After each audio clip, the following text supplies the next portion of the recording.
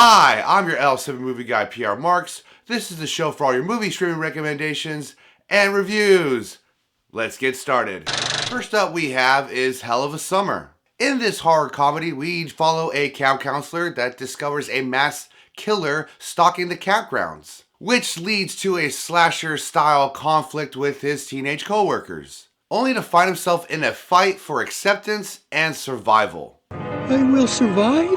Now, for first-time directors Finn Wolfhard and Billy Brick, this was actually a well-done, decent movie. I was pretty surprised in terms of the production that this was well lit, well edited, and well shot. That ultimately pays homage to certain slashers as well as the mystery that comes with it. Terrific. Which, oddly enough, mixes in its own brand of self-aware, dumb Gen Z humor of today's youth. And from this, it really complemented the writing, the pacing, as well as the overall tone of the film. That's fantastic.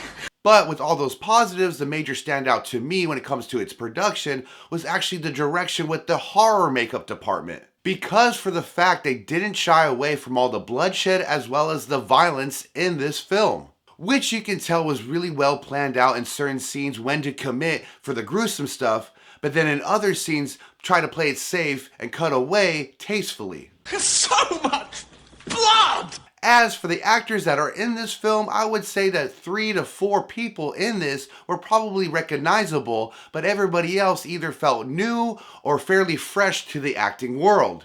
I'm sorry, do I know you? Which I'm happy to say that regardless of that, everybody in this film did a pretty decent job and put the effort in to their performances. Whether it was our protagonist being awkwardly funny or pathetically heroic at times, it all worked for his character's growth throughout the film. Man, you have grown. You've matured. And when it comes to our antagonist characters, I would say they were definitely believable enough in their performances of someone that is definitely screwed up in the head for sure. But when it comes to the writing for the antagonist characters and their motivations, as well as them poking fun of it all, is where I felt that the film had the most problems. That's terrible. I just thought that the believability of the reasoning of why the killer is killing was just ridiculous and didn't make sense for its big reveal explanation landing. Which, even though fits the overall tone of the film, it doesn't really work in terms of its characters' backstories that much. You are nuts. No way. Overall, this was a good watch for anybody that's an indie horror fan and had me laughing quite a bit here and there for its dialogue as well as physical humor. It's like that first Friday the 13th film meets that clueless, miscommunication, dumb type humor of the film Tucker and Dale vs. Evil. And if I really had anything else to really nitpick on for this film, I would say the big reveal of who the killer was shown a little bit too soon before the ending. That sucks. Either way though, purely for its surprising entertainment alone is why I'm going to give this one an easy yay. But for an audience thumb scale, I'm going to give this one a 2 out of 5. Last up we have is The Wolves. A thriller comedy starring George Clooney and Brad Pitt as rival professional problem solvers called Fixers are forced to work together on a high-profile job. That leads to chaos and conflict as they try to cover up a crime for a New York official. Hey, don't do the crime if you can't do the time. Now, even though that this film has its 2-star power actors, it's only a small part of what makes this film awesome. That's because the director and its production really knew what they wanted the film to be and really honed in on the overall pacing and tone for its crime story. No shit. Which I was really impressed by how the film was able to introduce us to this underground crime world and its occupation. Even though we've seen it many times before, it still made it fresh, unique, as well as just easy to follow along with. And from this gave us some solid editing as well as masterful cinematography for all its framing of its shot selections. Yeah, hell yeah! Whether it was the long takes and shots of following our subjects from one place to another, or that one incredible slow motion action shot, and even the beautiful wide shots of the cityscapes of New York, it all worked for this film. As well as making full use of our gaffer department and making every location feel so naturally lit that you felt like you were there. Oh, really?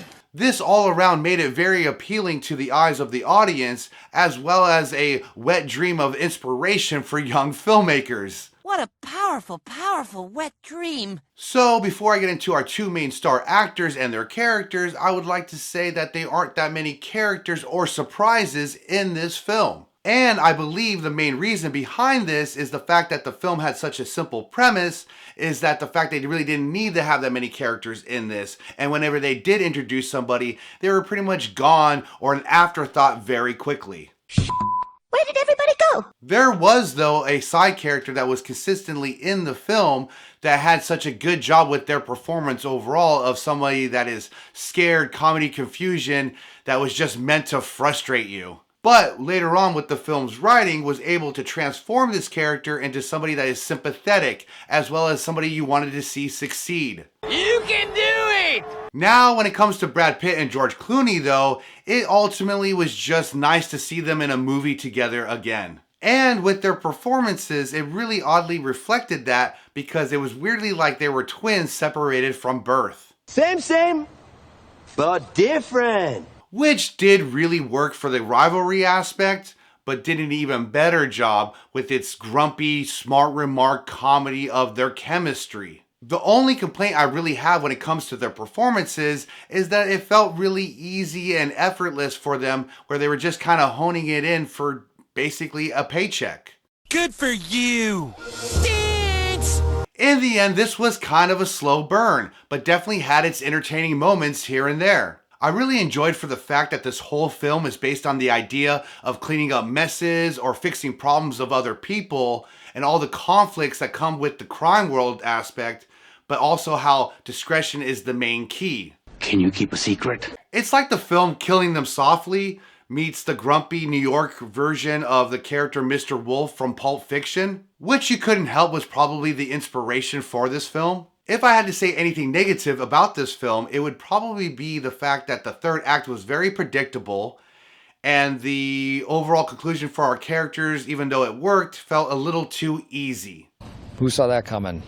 I did. But for its amazing production value, as well as the entertainment from the chemistry of our two main characters, is why I'm going to give this one a yay.